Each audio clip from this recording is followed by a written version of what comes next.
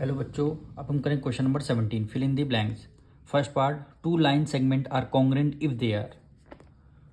Question number 17 का first part है, कह रहा है टू लाइन सेगमेंट अगर कॉन्ग्रेंट हैं तो देखिए ये लाइन सेगमेंट है आपकी, ये लाइन सेगमेंट, दोनों आपकी लाइन सेगमेंट हैं। ये कॉन्ग्रेंट कब कब होगी? जब सेम लेंथ होगी। यानी अगर ये 4 सेंटीमीटर है तो ये भी 4 सेंटीमीटर होनी चाहिए, तभी दोनों लाइन कॉन्ग्रेंट होंगी। If they are same length, तो यहाँ पे क्या आएगा? Same length.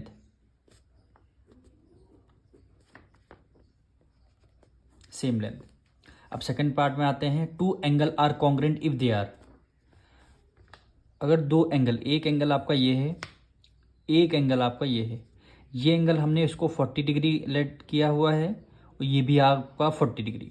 जब सेम मेजर होगा तभी आपकी कॉन्ग्रेंट, दोनों एंगल कॉन्ग्रेंट होंगे, दोनों एंगल कॉन्ग्रेंट होंगे। ये 40 होगा तो ये भी 40 होगा, ये 60 होगा तो ये भी 60 होगा। तो यहाँ पे लिखेंगे सेम मेजर। मेजर क्या होना चाहिए? सेम होना चाहिए, तभी दोनों एंगल कॉन्ग्रेंट कहलाएंगे। अब third part, two square are congruent if they are. Two square congruent कब होते हैं? ये आपका स्क्वायर है, ये आपका स्क्वायर है, ये कॉन्ग्रेंट कब होंगे? जब इनकी साइड इक्वल होंगी। यानी ये साइड, ये साइड, ये साइड, ये साइड, ये साइड, ये साइड, ये वाली साइड, ये वाली। तो दो स्क्वायर में कॉन्ग्रेंट कब होते हैं? जब इनकी साइडें क्या होती हैं? सेम होती हैं। तो यहाँ पे लिख देंगे सेम साइड लेंथ। यानी जो है इनकी जो लेंथ है साइडों की, वो क्या रहेगी? सेम होगी, तब दोनों स्क्वायर आपके कॉन्ग्रेंट हो जाएंगे।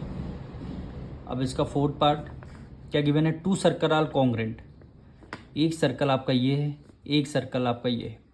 दोनों सर्कल कॉन्ग्रेंट कब होंगे? जब होंगे तब इसकी इनकी रेडियस इक्वल होंगी। रेडियस अगर यहाँ पे 4 सेंटीमीटर है तो यहाँ भी 4 सेंटीमीटर होगी। दो सर्कल कॉन्ग्रेंट तब होते हैं जब दोनों की रेडियस क्या होती? सेम होती। तो यहाँ पर लिख देंगे same radius. Same radius. Fifth part कह रहा है two rectangle are congruent. Two rectangle congruent कब होंगे? ये देखिए, ये आपका एक ये रेक्टेंगल है, ये आपका दूसरा रेक्टेंगल है। दोनों रेक्टेंगल कॉन्ग्रेंट कब होंगे? जब इनकी ये आपकी लेंथ हो गई, ये ब्रेथ हो गई। ये लेंथ है, ये ब्रेथ है।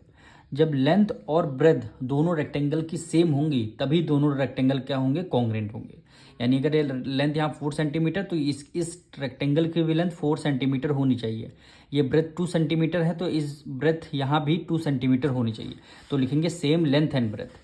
अगर दो रेक्टेंगल हमें कॉन्ग्रेंट प्रूव करने हैं तो लिखेंगे same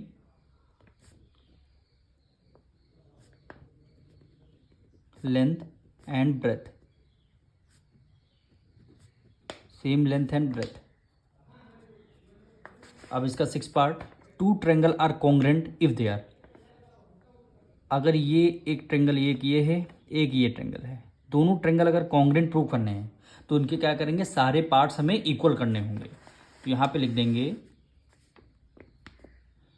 all parts are equal. All